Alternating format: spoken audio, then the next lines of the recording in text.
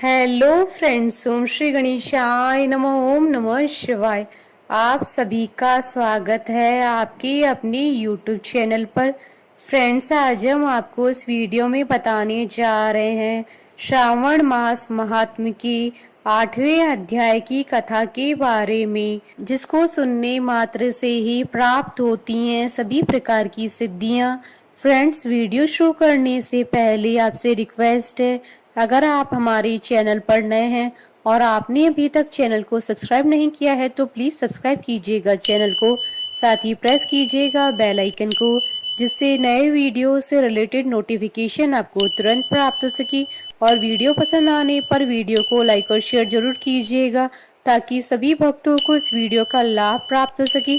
और comment box में ओम नमः शिवाय जरूर लिखिएगा। श्रावण मास महात्म सभी प्रकार के विघ्नों का नाश करने वाले तथा सारी सृष्टि का पालन करने वाले श्री गणेश जी तथा ज्ञान की दाता देवी श्री सरस्वती जी तथा सब पुराणों के कर्ता श्री व्यास जी तथा श्री गुरुदेव जी के चरण कमलों में नमस्कार करके भगवान की श्रद्धा और भक्ति रस में डूबे हुए श्रावण मास महात्म्य की कथा कहती हूँ। श्रावण मास में किए जाने वाले बुद्ध तथा गुरु व्रत का वर्णन। ईश्वर बोले, हे सनत कुमार, अब मैं समस्त पापों का नाश करने वाले बुद्ध गुरु व्रत का वर्णन करूंगा, जिसे श्रद्धा पूर्वक करके मनुष्य परम सिद्धि प्राप्त करता है। ब्रह्मा जी ने चंद्रमा को ब्राह्मणों के राजा के रूप में अभिषिक्त किया। किसी समय उसने रूप तथा यौवन से संपन्न तारा नामक गुरु पत्नी को देखा।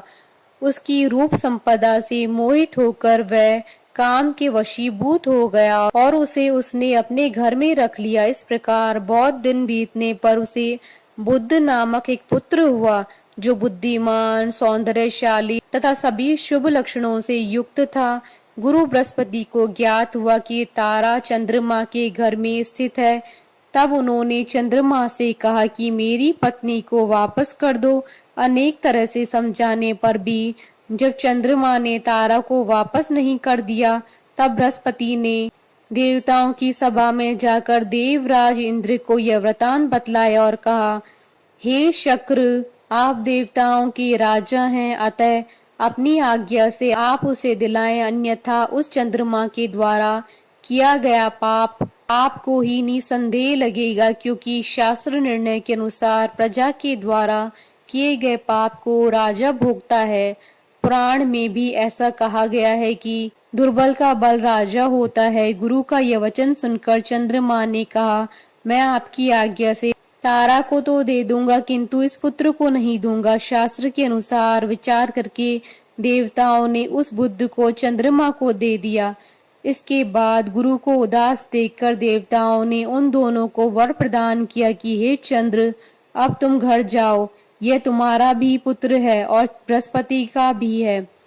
यह तुम्हारा पुत्र ग्रहों में प्रतिष्ठित होगा। हे सुराचार्य, आप यह दूसरा भी शुभ वर ग्रहण कीजिए कि जो बुद्धिमान व्यक्ति आप दोनों बुद्ध गुरु का व्रत मिलाकर करेगा, उसकी संपूर्ण सिद्धि होगी। यह सत्य है, इसमें संदेह नहीं है।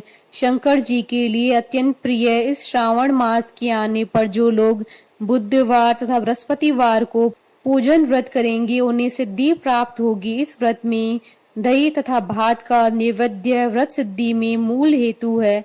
स्थान भेद से आप दोनों की मूर्ति लिखकर पूजन करने से भिन्न भिन्न फल प्राप्त होता है। यदि कोई हिंडोले के ऊपरी स्थान पर आप दोनों की मूर्ति लिखकर पूजन करे तो वह सर्वगुण संपन्न तथा दीर्घायु पुत्र प्राप्त करेगा। यदि मनुष्य कोषागार में मूर्ति को लिखकर पूजन करता है तो उसके कोष बढ़ते हैं और वे कभी क्षय को प्राप्त नहीं होते। इसी प्रकार पाकाल्य में पूजन करने से पाक वृद्धि और देवालय में पूजन करने से उनकी कृपा प्राप्त होती है। शय्यागार में लिखकर पूजन करने से स्त्री का वियोग कभी नहीं होता है। धान्यागार में लिखकर पूजन करने से धान्य की वृद्धि होती है। इस प्रकार मनुष्य उन फलों को प्राप्त करता है। इस प्रकार 7 वर्ष तक करने के बाद उद्यापन करना चाहिए। उद्यापन से पहले दिन अधिवासन करके रात्रि जागरण करना चाहिए। स्वर्ण की प्रतिमा बनाकर विधि पूर्वक 16 उपचारों से पूजन करने के पश्चात तिल, घृत, चारु और अपामार्ग तथा अश्वत्थ से युक्त संविदाओं से होम करना चाहिए। अंत में पूर्णाहुति देनी चाहिए। उसके बाद मामा व भांजे को प्रयत्न पूर्वक भोजन कराना चाहिए। इसके बाद ब्राह्मणों को तथा अन्य लोगों को भी भोजन कराना चाहिए। स्वयं भी भोजन करना चाहिए। इस विधि से 7 वर्ष तक करने पर मनुष्य सभी मनोरथों को प्राप्त कर लेता है। जो इसे विद्या की कामना से करता है वह वेद व शास्त्र की अर्थों को जानने वाला होता है। बुद्ध बुद्धि प्रदान करते हैं, गुरु बृहस्पति गुरुता प्रदान करते हैं। सनत कुमार बोले, हे भगवान, आपने जो यह कहा है कि इस अवसर पर मामा तथा भांजे को भोजन कराना चाहिए, यदि बताने योग्य हो तो इसका कारण बताएं। ईश्वर बोले, हे सनत कुमार, पूर्व काल में अत्यंत दीन तथा दरिद्र कोई 2 ब्राह्मण थे। वे दोनों मामा तथा भांजे थे। उदार पूर्ति हेतु परिश्रम पूर्वक भ्रमण करते हुए वे दोनों किसी नगर में अन्न मांगने के लिए गए।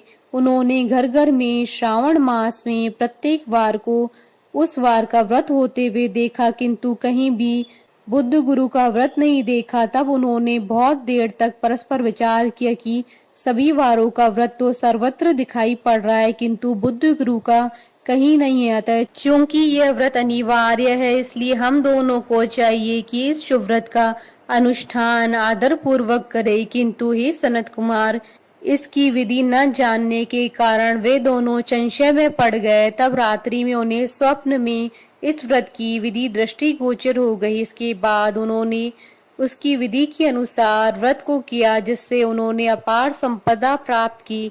प्रतिदिन उनकी संपत्ति बढ़ने लगी और सभी लोगों को ज्ञात भी हो गई। इस प्रकार 7 वर्ष तक करके वे पुत्र व पौत्र आदि से संपन्न हो गए। उसके बाद उनके ऊपर प्रसन्न होकर बुद्ध व गुरु प्रकट हुए और उन्होंने उन दोनों को वर दिया, आप दोनों ने हम दोनों के निमित्त इस व्रत को प्रवर्तित किया है। अतः आज से कोई भी इस शुभ व्रत को करे, उसे इस व्रत की समाप्ति पर मामा तथा भांजे को प्रयत्न पूर्वक भोजन कराना चाहिए। इस व्रत के प्रभाव से उसे सभी कामनाओं की परम सिद्धि हो जाती है और अंत में चंद्र सूर्य पर्यंत उसका हमारे लोक में वास होता है।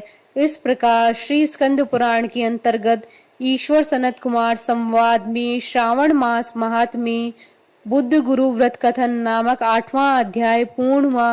बोलिए भगवान शंकर माता पार्वती जी की जय। हमारे साथ इस वीडियो में अंत तक बने रहने के लिए आपका धन्यवाद।